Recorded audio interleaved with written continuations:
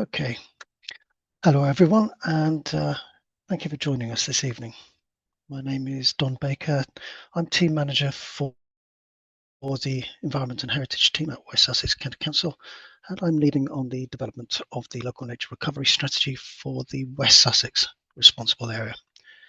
Tonight, we just have a single presentation from Dr. Kate Cole, County Ecologist, and my counterpart in East Sussex County Council. And to support this local nature recovery strategy public consultation, Kate will provide us with an overview of the two nature recovery strategies for West Sussex and for East Sussex with Brighton and Hove. When that's finished, we will open the floor to questions and expect to finish promptly at 7. Also joining us tonight to assist with questions is Julie Middleton from the Sussex Nature Partnership, who has been pivotal in the development of the two LNRSs. And we're also joined by Di and Rob Allcroft from Way Forward, who've managed our extensive engagement programme, provided us with some project management support, and are also handling the technical side of this webinar. And Rob there will be managing the question and answer session later. We're also joined tonight by Ben Rainbow, County Ecologist for West Sussex County Council, and he will be taking the West Sussex local nature recovery strategy forward from this development phase and into the delivery phases. Finally, although not here tonight, one important acknowledgement is required, and that is for the Sussex Biodiversity Record Centre, without whom we would not have been able to produce any of the mapping and analysis that you see within this public consultation. And this is the first of a series of 3 webinars for key stakeholders that will be delivered to your good selves, the landowners operating within West Sussex, and the wider public. And why are we doing a bespoke webinar for town and parish councils? Quite simply, this is an acknowledgement of the importance of your role in the local democratic process, your representation of the local communities, but also your active role in the development management process, and having reviewed all of the neighbourhood plans, your local action on the ground. So that said, and without further ado, I will hand you over to our keynote speaker, Kate Cole. Thank you, Don. I appreciate that. I'm struggling to see past my Lego hamster at the moment. There we go.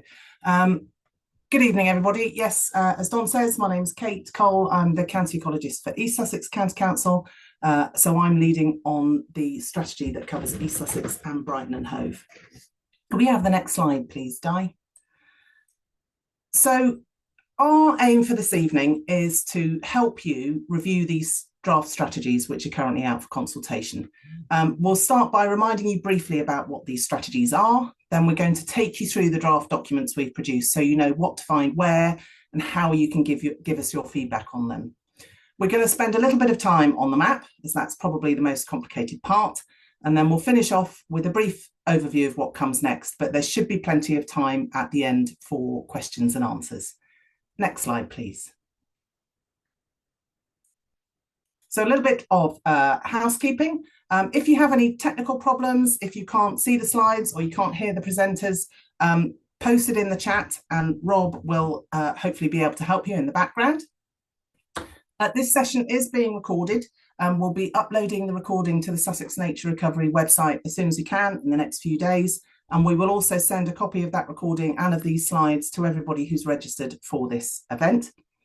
If you have any questions that you want to ask about the consultation, about this evening's presentation, please use the Q&A button at the bottom. You can post anonymously if you want to, or give us your name if you want to. You will see that by the questions, there's a little thumbs up sign. If you see that somebody else has posted a question that you want to hear the answer to, if you press that button, it'll upvote it. So it'll shift it further up the list. So do that and we will try and get through as many questions as we can. Next, please, Di. Okay, so first of all, what we're going to do is just give you a bit of a reminder about what these strategies are and where we are in the process as well. Next, please. So these are a new statutory process to help nature. There are 48 of these strategies being developed across England, and they all follow a defined process set out in regulations and guidance, but they do vary across the country. And that's partly due to the quantity and quality of local data and resources, but it's also down to kind of local interpretation of what the task is. We have 2 strategies that cover Sussex, East Sussex and Brighton and Hove, and West Sussex. But because we have shared stakeholders and we have a history of working closely together, we have been developing these 2 strategies under a joint process under the banner of Sussex Nature Recovery. More than 2,000 people and organisations have been involved in the development of these strategies to date. It's been through workshops, surveys, webinars, mapping tools, lots of different means. And we now have these 2 draft strategies which are out for consultation for 6 weeks. So that consultation period ends on the 26th of November, and then we're aiming to publish the strategies in spring of next year. So what these 2 strategies do is set out the main principles, the priorities and actions for nature recovery in Sussex. What we're now starting to think about is how we can embed these strategies into local decision making. Next, please. This just gives you a flavour of some of the organisations, just organisations rather than individuals, who've been involved in the process. We've had really good representation across the farming and land management sector. There's the protected landscapes in there, national and local environmental charities and organisations, businesses, utilities, and some of the big landscape partnerships across Sussex have been helping us as well. And these are in addition to all the district and borough councils across East and West Sussex. Next, please, Di.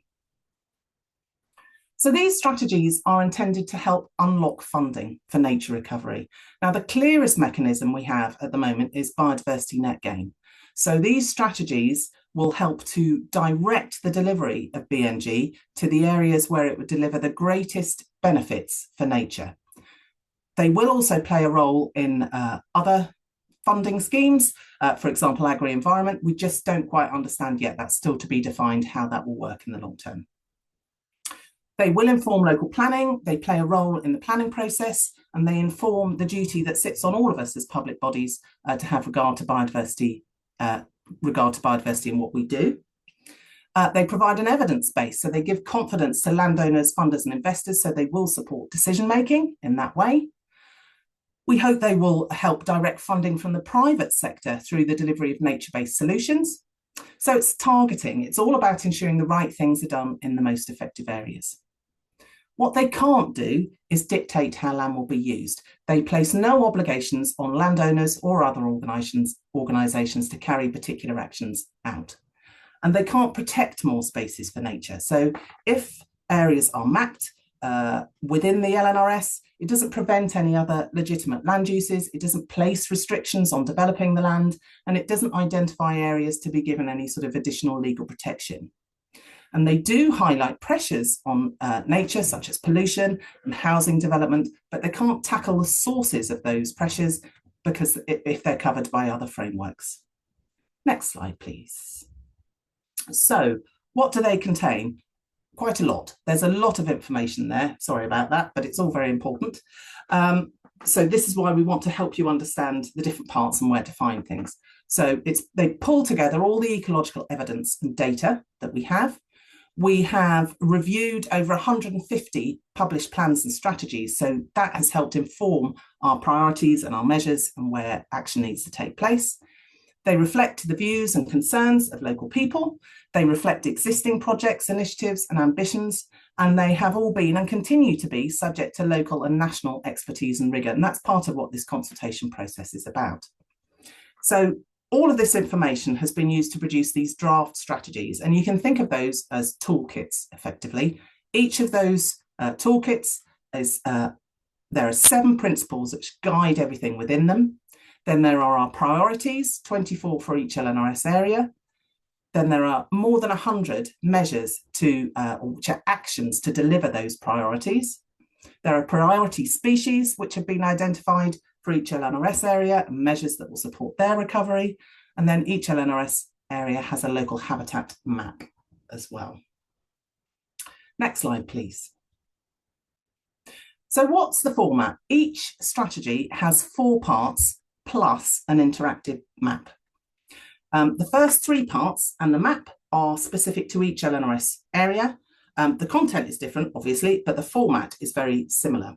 And then part 4 is a joint document that covers both East and West Sussex, because that's the technical methods, that's how we did it, that's the methodology that we've used.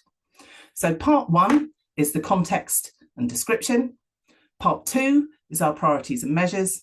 Part 3 is the species. Go next, please, Di. So these 2 draft strategies are now out for public consultation, and we want to hear your views on them. Both have their own consultation hub, but that's being housed on the West Sussex platform. There are links to those hubs from both of the County Council websites and from the Sussex Nature Recovery website, and the links are in these slides as well. Those hubs also, so those include all of the documents, a link to the map, and user guides and frequently asked questions as well. And there are 3 ways that you can have your say on these draft strategies. The first is a consultation survey. So that's on this hub where you'll find all the documents. If you scroll down to the bottom, there are 36 questions. They're all voluntary, so you can skip forward if you want to, if you don't think they're relevant to you.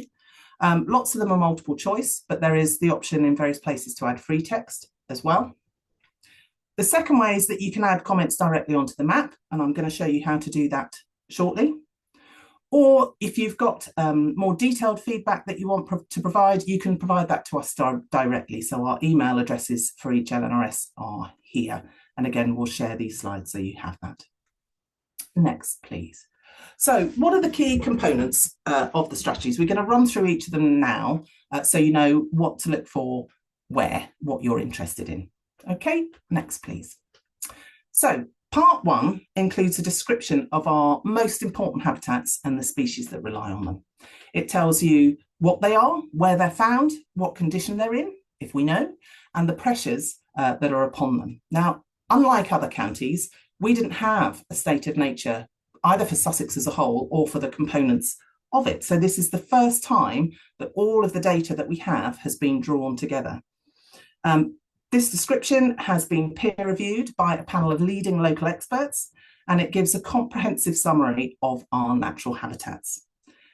Also, importantly, it gives us a benchmark against which measure progress and future trends. So this just shows you on the side, there's a section on designated sites, what the different designations mean, how many we've got, what condition they're in, and then there's a section on each habitat which tells you what it is, where it is, how much we've got, what species like use it, etc. Next slide, please. Part 1 also recognises that we're not starting from a blank canvas. There is already a great deal of amazing work that's going on across Sussex for nature recovery. Some of it is at the landscape scale, like the work of our protected landscapes, movements like Wheel to Waves and Sussex Bay. Some of it is related to specific sectors like farmer clusters, and a lot of it is being done at the local level by local authorities, town and parish councils, community groups, charities, and even individuals. So the LNRS gives us a framework that for all of this existing work, and it recognises that all of this action is basically the building blocks for nature recovery. But it gives all of us actions that we can rally behind. It helps us see what we're doing, how our work fits into a bigger picture and makes a difference. Next slide, please. We also summarise the key opportunities for nature recovery, and we've summarised these on maps which are based on natural character areas. So they take account of the underlying geology and landscape. They also draw from the protected landscape management plans, from biodiversity opportunity areas, and from that review of published plans and strategies, including local and neighbourhood plans. So it reflects a consensus on the high-level spatial priorities for nature's recovery in the area. And these have been a really important foundation for the mapping of measures. Next slide, please. Okay, so part 1 is the context, what we've got, what condition it's in, what we need to do and why. Part 2 is the real meat of the strategy. This is where we've got our principles, our priorities and our measures. So it starts off with this set of 7 strategic principles, and these guide pretty much everything else, all our priorities and measures, and they describe the key issues for nature in Sussex and how we need to address them. So, for example, they set the scene, describe how we need to act, what we need to do. They highlight that changes may be needed to our current systems. So, for example, our designated sites, which are really our core areas for biodiversity, they're not necessarily in good condition. So is there more that can be done? And they underscore the breadth of action that's needed. It's not just about habitat creation, it's about improving access to nature, especially in urban areas, supporting and championing our local farmers. Next, please. So then we set out our priorities for nature recovery. So these are the habitat types or features that Sussex is really important for and that we need to support for their recovery. So the example that we've got here is to support the recovery of our rivers and river systems. Each of these priorities comes with a series of outcome statements. Again, there's a little bullet point here which gives you an example. These basically describe what success looks like. They give us a direction of travel, what we should be working towards in the short to medium term. We also recognise that priorities can be more about just single habitat types. So we have priorities for nature networks. These help recognise and support recovery of habitat mosaics and nature corridors and protected sites. And we have a priority for nature, health and well-being. So that acknowledges the link between access to nature and health. Next, please. Now, each of these priorities then has a series of measures. These are the actions that you can take to implement and deliver those priorities. And this is what they look like. So each of our measures has a code. Then there's the measure itself. The example here is about creating and managing buffer strips alongside rivers and streams. The little icons down at the bottom of the measures help illustrate what wider environmental benefits they can help deliver. How, that's how you can do it. It's kind of a range of things. How you actually do it will be very site specific. Where you could do it, this is particularly important if we haven't been able to map the measure or if it's a widespread measure, because this will help you understand, okay, this is somewhere where I could deliver this action. And then we've included links to further information and guidance. So this might be case studies or best practice or alignment to funding schemes where we know it. So the LNRS has core measures. These are the things that the LNRS can deliver. So the example, as I said here, is creating and managing buffer strips. But there are also additional actions that might be beyond the scope of the LNRS, but they're still really important. And we've included those, but as enabling measures. So an example for this particular one would be working together to design a data and monitoring system. So what these measures do is that they take the strategy from those high-level priorities down to the on-the-ground actions, and they can range from very specific sites to sort of everyday measures that everybody can take forward. Next slide, please, Di. So part 2 is the meat of it. That's where we have our habitat priorities and measures. Part 3 is similar, but it's about species.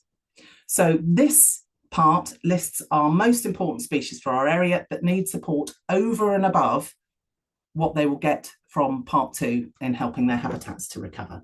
So we have about 160 priority species for each LNRS area, 160 for East, 163 for West. It's really important to note that on top of these priority species, there are between 300 and 350 additional species, which we know Sussex is important for. But they haven't been prioritised, not because they don't need help, but because we're pretty confident that they're going to be supported by those high-level priorities within part 2. You can see all of the species from our long list down to our prioritising of the short list in an appendix, and there are links to that in part 3 if you want to get into that detail. What part 3 does, similar to the habitats, it gives us the most up-to-date and comprehensive analysis of priority species that we have for Sussex. Again, it's been rigorously reviewed by leading experts. It highlights which of our species need extra action to support their recovery. And again, it gives us a benchmark against which we can assess progress and future trends. Excuse me. Next slide, please. And then the last independent part for each strategy is the local habitat map. So this identifies the locations where measures can feasibly be delivered that would have the greatest impact for nature and wider environmental benefits. So this is effectively where you'd get your biggest bang for your buck. The maps include a number of layers. First of all, there are our existing areas of particular importance for biodiversity, or APIB. This is our designated sites and irreplaceable habitats. Then there are our mapped measures. These are the places where we think action should be targeted to make the biggest difference. Now, some of these measures will make the biggest difference within the APIB. Where those measures fall outside of our APIB, outside of designated sites or irreplaceable habitats, these are the areas that could become of importance for biodiversity. That's our AKIB. Okay. Now, it's really important to note that we could only map about 40% of our measures. Lots of them we couldn't map. Might be because we didn't have good enough data. It could be because the regulations wouldn't let us map it, or it could be because there's no best place to do it. It could be done anywhere. Again, if you want to understand the detail of what we've mapped, what we didn't, and the decision-making behind all the mapping process, go to part 4, and that will tell you the logic behind what we've done. But these maps are intended to help target and focus efforts. Next slide, please, Di. So now I'm going to spend a little bit of time showing you the map and how to use it. Okay.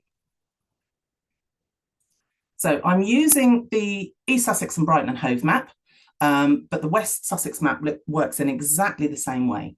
Now, for those of you who've used Magic, this should be relatively familiar. It follows a similar kind of format. But the first thing you'll see when you come onto the map is what they call a splash screen. This is basically high-level information about the map, what data sets have been used, where they come from, etc.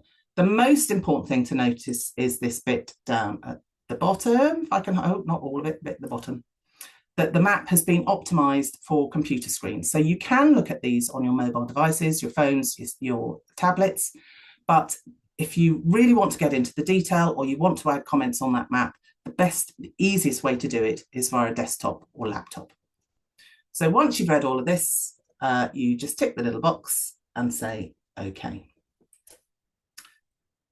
And you can move your screen about just by holding your mouse. By default, you will open up with this screen. So you have your LNRS area with a black outline. You have your APIB, so that's your designated sites and irreplaceable habitats in red, and your AKIB, those are the areas that could become of importance in orange. And the panel down the side shows the layers, which you can toggle on and off just by ticking the little box next to it. I'm going to come back to the layers, but what I want to do first is just show you the 4 icons down the left-hand side. So this top one, the little eye in a circle, is the information icon. This brings up this thing at the side, tells you about the map, how it links back to part 2, how to use the map, what the different icons mean. So everything I'm telling you now is in this information panel. So don't panic if you haven't taken it all down. You can hide this screen, you can bring it back.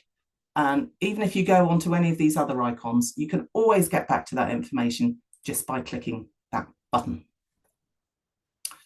The next icon down, look like a little pile of tiles, is the Layers tab.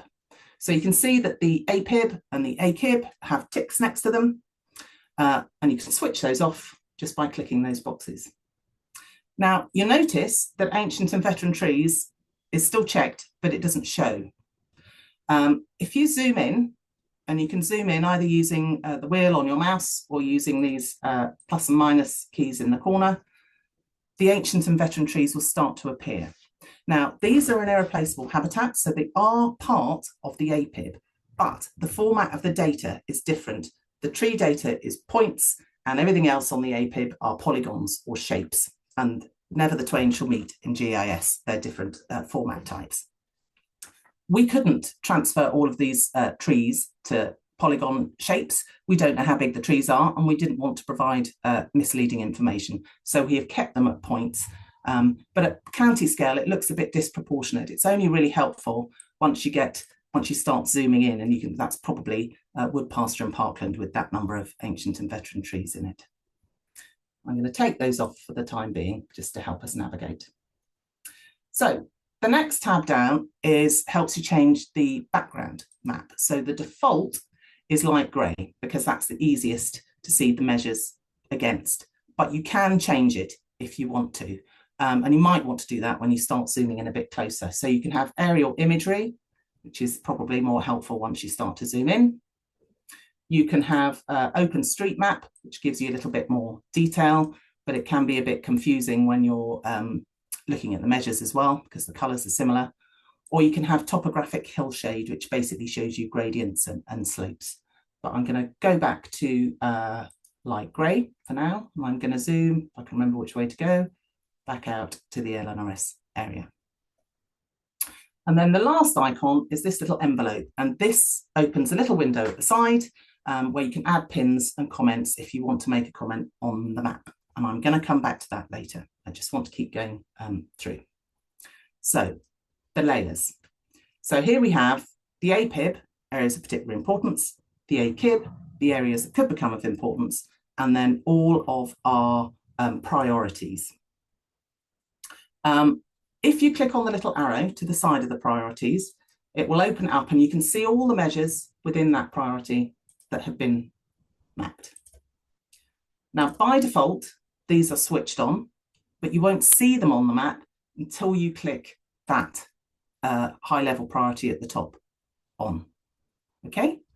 You can turn individual layers off and on again within each priority if you want to, or you can keep them all switched on.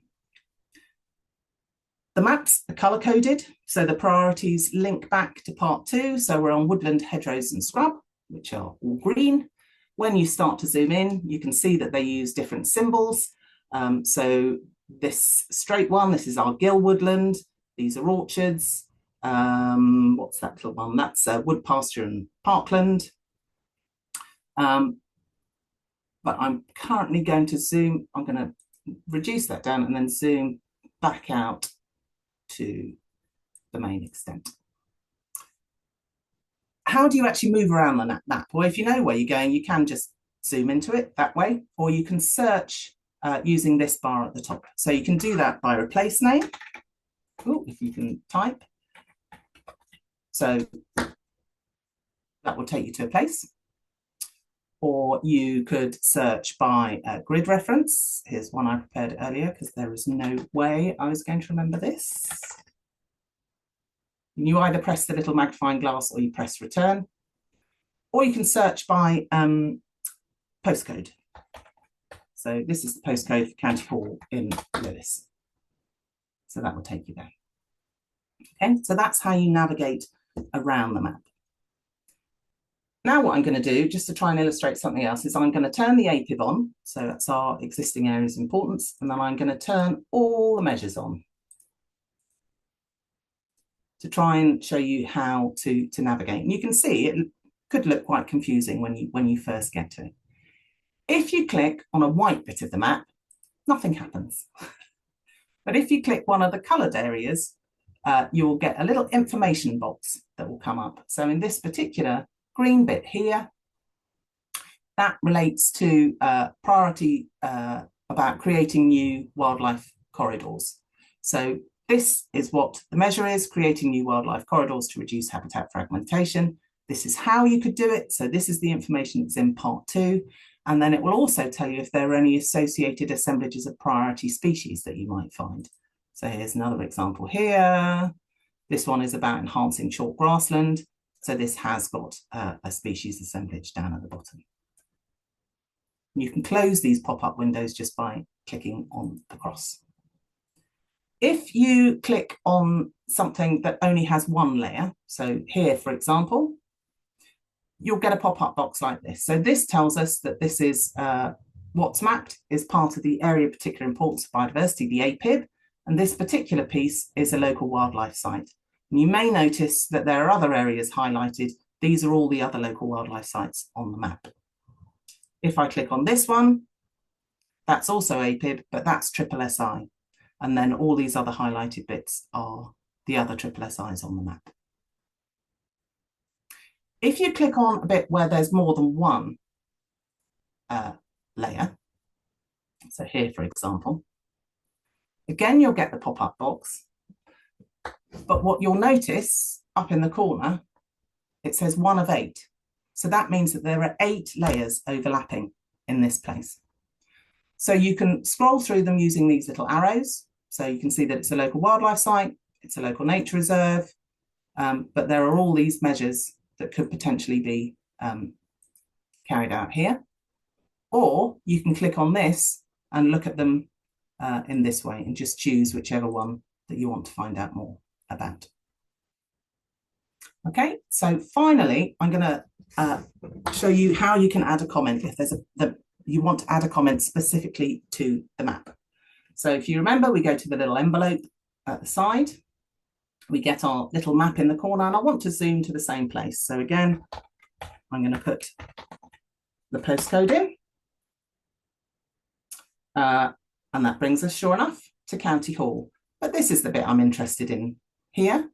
If I click on that, I happen to know that that's the cemetery just next to the car park at County Hall. And this tells us there's 2 things mapped here. It's part of the APIB, it's a local wildlife site. And the recommended measure here is to increase the area of habitat in existing green spaces. But I might think, oh, it's a cemetery. It could be good for wax caps, for example. How about adding a measure for that if we've got the data to support it? So I go to my little map and I think, well, that's not quite right. We don't want wax caps in County Hall. The cemetery is actually here. So you click on the bit where you want to add the measure. Then there are 3 very simple questions. What's your relationship to the site? You've got drop-down boxes, either the owner or manager. Are you an advisor or project manager, or other? I would say I'm an other, and I'm a user. I like walking there. What type of comment would you like to make? And again, there's 4 options. You disagree with it, you don't like it, you agree with it or you like it, you'd like to suggest an action not currently mapped, or just make a general observation. So I'm going to suggest an action that could be mapped. Could you, can you type map wax cap? You can add extra information in here if you like. You might want to put a place name just to be clear what you're talking about. And if you want to get us to get back to you, you can add your email address as well. Whatever my name is. Blah. And then you just click submit. I'm not going to do that because it's rubbish. Once you click submit, the pin will disappear to you. So it won't be open publicly, but we will be able to see it as the LNRS team, so we can see what you have suggested. So hopefully that will that helps you to understand how to navigate the map a little bit better. Okay, we're going to go back to the slides now and just briefly talk about what happens next. So I just want to round up by reminding us what these strategies intend to do and how they could be used. So these strategies show us where we need to be strategic in focusing our effort and why. Because they're statutory and because they've been developed in a collaborative way, they give confidence to funders, investors, landowners about the best things that can be done and the best places to do them. Because we have this description of our habitats and our priority species, it gives us a benchmark. It's the best thing we've got to a state of nature for future trends and recovery efforts. It's a new source of evidence for local planning and decision making. It gives us this container, this framework for existing recovery initiatives. So it gives a wider context to coordinate and direct action at all scales. And it gives us a single set of priorities and actions for everybody to rally behind, try and get funding for, work together to actually deliver nature recovery on the ground. So hopefully it helps us all see how what we do makes a contribution to the broader ambition for nature recovery. Next slide, please, Di. We've taken all this information and we've used it to draft and agree, hopefully, these strategies, which are essentially toolkits.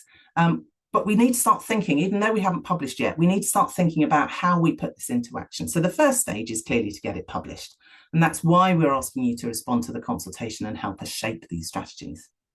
And our aim is to publish in the spring. Then the responsible authorities, which is the county councils at the moment, we do have, we know, a statutory role in supporting and enabling delivery. What we're trying to do now is to work out what that means and how we can best do that. So it'll be about rallying authorities, rallying our partners and stakeholders and the public around the strategies. It's about embedding these strategies into local planning. And it's about identifying and developing those really high impact projects that can start to deliver nature recovery and showcase how these could be done and share that learning with others. Next, please, Di. We hope that you can see how this is relevant to you as town and parish councils. Where there were neighbourhood plans that have been published at the time of our review, we did review them and they have informed our priorities. We couldn't, unfortunately, for this first iteration, include local green spaces in neighbourhood plans within our mapping. We would like to do that for the next iteration if we can. But if you had added specific projects to our integrated interactive mapping tool, we will have accommodated those wherever possible. We hope that a lot of the measures will be relevant to you. So, for example, those covering active travel, there's community level green spaces and corridors. We also hope that a lot of the measures will resonate with you, particularly in the written list, even if they're not mapped. So there's things in here for community orchards and wildflower strips. But this toolkit, it gives us a reason and a means to talk to and coalesce local groups together about nature's recovery. Next slide, please. So please do respond to the consultation if you can. Go to the hub, the links are here, and respond before the deadline of the 26th of November. As I said, we'll send you the slides and a recording, and we're also going to be sending you a communications toolkit. So that will help you, and we'll be very grateful if you would do this, to share this strategy, this consultation with your partners, your stakeholders, your communities, so that we can get the word out. And just to say that there is support of those who don't have digital access. They can go into their libraries and they'll get help with how to access the documents there. Next, please, Di. So that's it as far as the presentation goes. Thank you very much for listening. Hopefully the panel will come back now and we can start to work through the questions. Rob, can you take us through what questions we've had, please? Great, thanks, Kate. Brilliant. Thank you for that excellent presentation. Very much appreciated. So first up with a Q&A, I'd just like to bring Don in, please. Don Baker. How do local nature recovery strategies link to planning? Thanks, Rob. Okay, so local nature recovery strategies are intended to provide a strategic evidence base for plan making, but also to inform planning decisions. They are considered a material consideration in planning, and being so means that the weight applied to them is made by the local decision maker. Under the Environment Act, however, local planning authorities must have regard to local nature recovery strategies. So LNRSs have the potential to influence how local plans interpret national policy, such as the requirement in the National Planning Policy Framework, the NPPF, to protect and enhance biodiversity. LNRSs also support the delivery of biodiversity net gain, of course, by guiding where off-site habitat creation and improvement could be targeted. And that's an important point here, is that LNRSs don't dictate where BNG must happen. They help steer it by aligning with the biodiversity metric used in planning. And with regards to planning reforms, as they progress under the Levelling Up and Regeneration Act, the LNRSs are expected to carry more weight in the plan making process, and to further embed themselves and further embedding nature recovery rather into spatial planning. But beyond that, we don't know a great deal more, and we're waiting for secondary legislation and updates to the NPPF to inform us a bit more. Great, thanks, Don. And we've got a question as well around how can we embed this into neighbourhood plans? Is there anything else specifically around that you would add? I think I might hand that one over to Julie.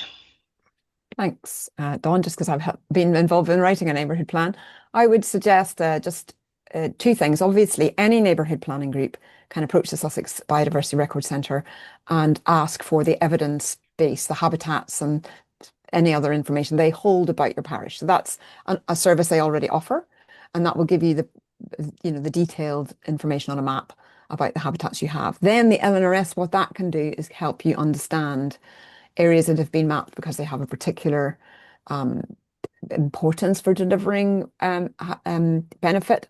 But that might not be everywhere in your parish it's got a benefit. Remember, there is that list of 108, sort of whatever it is, number of actions you can take. And just because something's not mapped doesn't mean you can't take that information, find out if a local community group would be interested in taking something forward. So it should be hopefully a source of information as well as evidence, and something you can pull forward into your neighbourhood plan.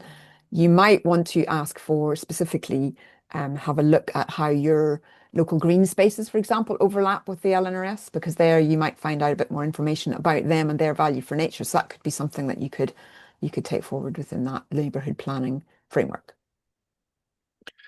Great, thanks, Julian. And while we've got you on camera here, can I just ask, as priority R1 is specifically about rivers and river systems, have you consulted the different rivers trusts in Sussex? Yeah, I mean, we've been incredibly fortunate in Sussex, I think, through the Nature Partnership and all the work we already do with all the delivery partners. We were very, very supported by virtually every organisation you can think of that works with delivering for nature. So that was the 4 rivers trusts across East and West Sussex. The catchment partnerships were all engaged and involved. The Environment Agency as well. And they were involved through specific workshops we held with those organisations that work on the ground. And there were 3 of those at every stage of the development of the strategies. And there's also representation on our working group, which was giving us sort of almost day to day, not quite day to day, but month by month input and sort of checking. So yeah, very much involved and engaged, as were the South Downs National Park, if that's an answer to another question on the chat there. So honestly, we have been very fortunate in Sussex. We've had incredibly supportive engagement from all of those important organisations. Great, thanks, Julie. So just to confirm that the South Downs National Park Authority has been fully engaged in answer to that, yeah, it that other question. It sat on the working group and also on our supporting authorities group as a planning authority, and the other 2 protected landscapes, so the High Weald National Landscape and Chichester Harbour Conservancy, were also very engaged throughout. Great, thank you.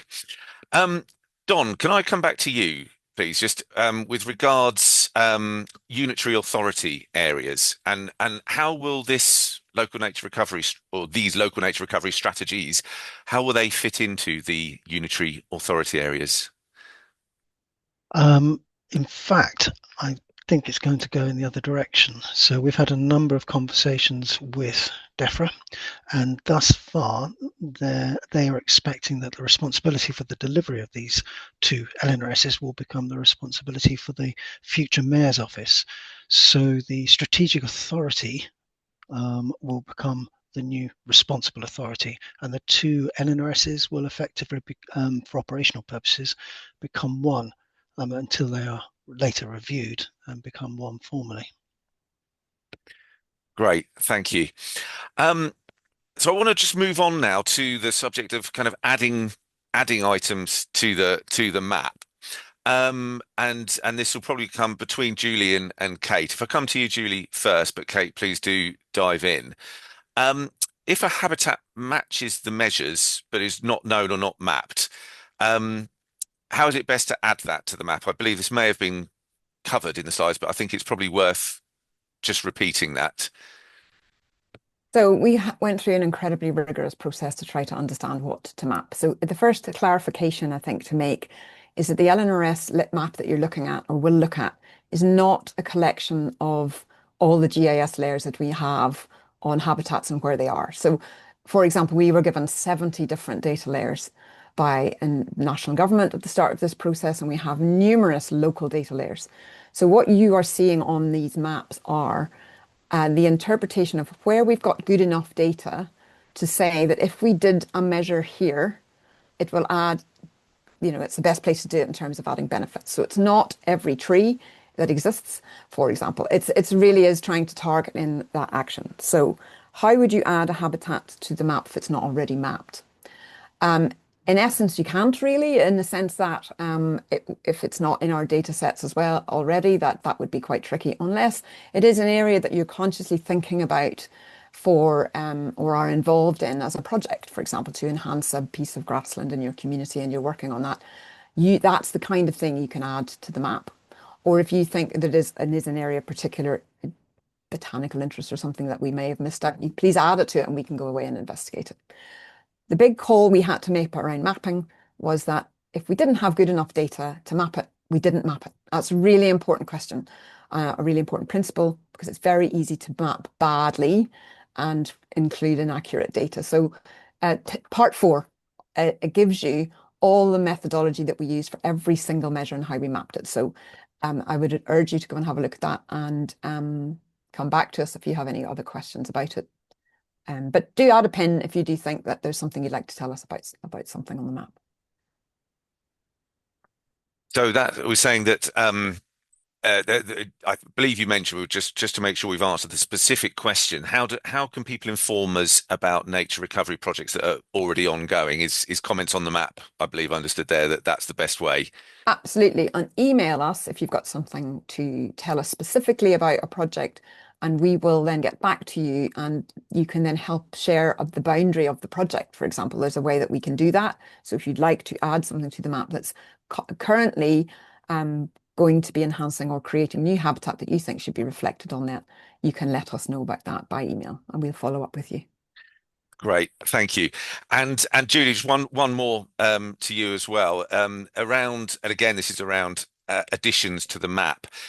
Is there any opportunity to add A and V trees to the map? So the data set that we've used for ancient and veteran trees is a data set. It's an entire data set that has come from the Woodland Trust, who manage and own that data set. And they are all obviously constantly adding to that. We understand, I think, about 1/4 of ancient and veteran trees that we have are actually mapped. So it's a good point. There's a very good chance that you know of a veteran tree that isn't on there. So I would again suggest, let us know through the survey, through the map. And all we can do is take it away, I think, to the Woodland Trust, because they'll have a process for adding that kind of information to their data set. And we can talk to them about what we can do about that. Great, thank you. I just want to move on to a question here around dark skies, and there's several high-wheeled parishes are working towards dark sky community status, which obviously has high BNG benefits. Is it too late to add these plans to the map?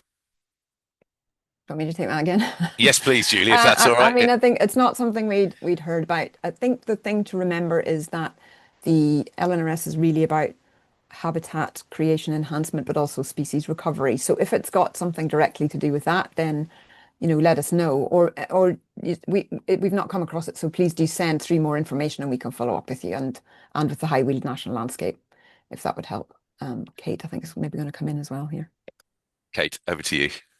I was just going to say that might be where some of the species measures might come in. So it was really difficult to map. We haven't really mapped the species, partly because species records tend to be, it doesn't necessarily reflect everywhere that they are. It reflects where people have recorded them.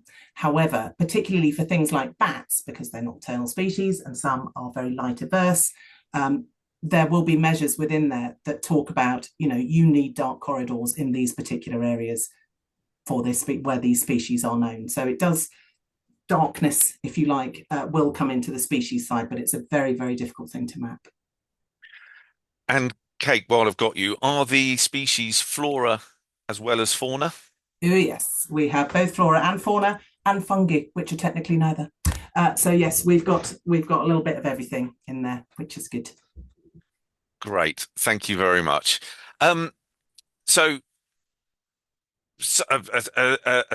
forgive me, this is a slightly longer, sort of more complex question. But Sussex biodiversity records show 3,358 records of 232 designated species, 33 with international designation, 102 with national, etc. but under threat from developers and local neighbourhood plan wants housing there. Does it matter? And this may be something for Don to come in on as well. That's Ben. some question to answer. Yeah. And overall, it does matter. And the LNRS and the BNG are supposed to assist with ensuring that the natural environment and development can happen. The proof will be in the pudding going forward, and how this is implemented and taken up, which we can't predict at the moment, will be a key indicator on how well we do towards addressing this concern. I see that Ben has his hand up and has something more specific to say, I suspect. Ben, over to you. Thanks, Don. Following on from what Don said, I mean, species are important. They make up the habitats. We have species habitats, and that's what we're looking at in the local nature recovery strategy.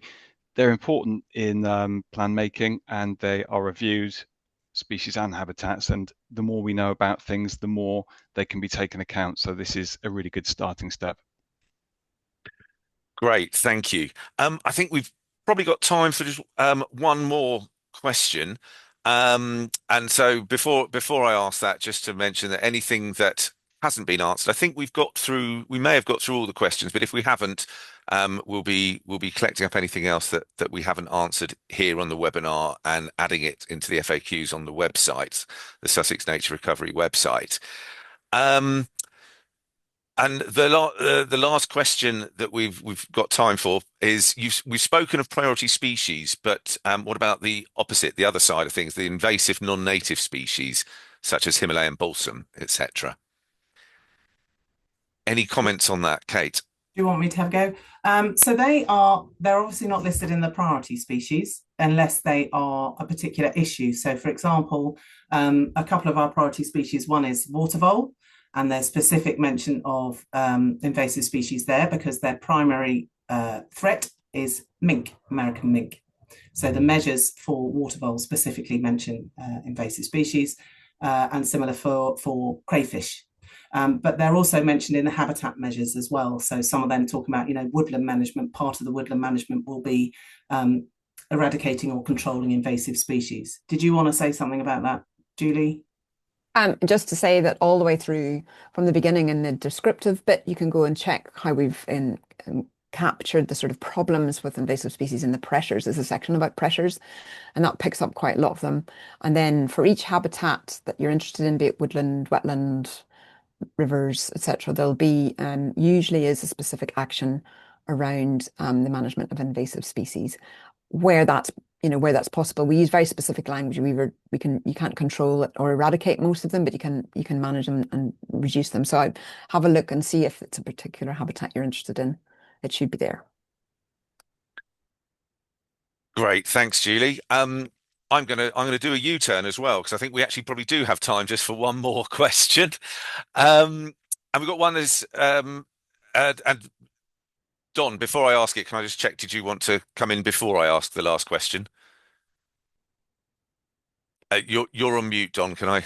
Of course. It was lovely, thank you. It was going to happen at some point. I was actually going to answer two quick questions that had popped up. The first was, do we have to respond by the 26th of November? I'm afraid so, yes. 6 weeks was the longest possible time that we could manage whilst also complying with the deadlines imposed upon us. And one from David Hoare in Kingston, which is, is the National Park Authority, are they, them being a planning authority, are they fully engaged? They are very much fully engaged, and they sit on our working group and our supporting authorities group as well. The supporting authorities group being a statutory group of the local planning authorities that essentially approve what we do as we go into the public space. Brilliant, thank you, Don. And then just finally, there's just one question around how do we tell you about species? In what Kate? way? to tell us about new records of species, or do you want to, if you want to comment within the okay, I'll put my teeth in and start that one again. So within the consultation summary survey, there are specific questions on the species within that. So do you agree with the list? Are there others that you think should be on there? So if you think we've missed some, put them in there and we'll have a look at them and see what we can do. If you want to add species generally, if you've recorded something within the county that you think is really, really important, tell the Biodiversity Record Centre. Really, really important that you do that. You can log things if you use iRecord. I think they use iNaturalist as well, but iRecord is a really good way to do it. Log the species that you see, because all of that data will go to the Biodiversity Record Centre. It will be validated, it will be verified, and it will add to this data that informs everything from reviewing planning applications to the local nature recovery strategy. Great. Thanks, Kate. Thanks everyone on the panel, and I'm going to hand back to Don, I believe, to close us off. Thank you, Rob. And as Rob has intimated, it is time to draw this to a close. Time has moved on very, very quickly for us.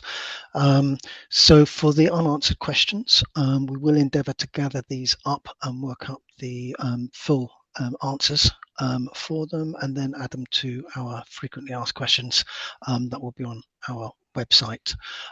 We will send the slides around, of course, with various links as requested in the Q&A as well. And I think that just leaves me to say thank you to my colleague Kate Cole, my colleagues Kate Cole, Julie Middleton, Di, Rob and Ben for contributing. Particular thanks to Kate Cole for delivering that excellent presentation. And thank you to you all for your excellent questions and thought-provoking questions as well, and for giving up your time this evening to listen to us. Thank you.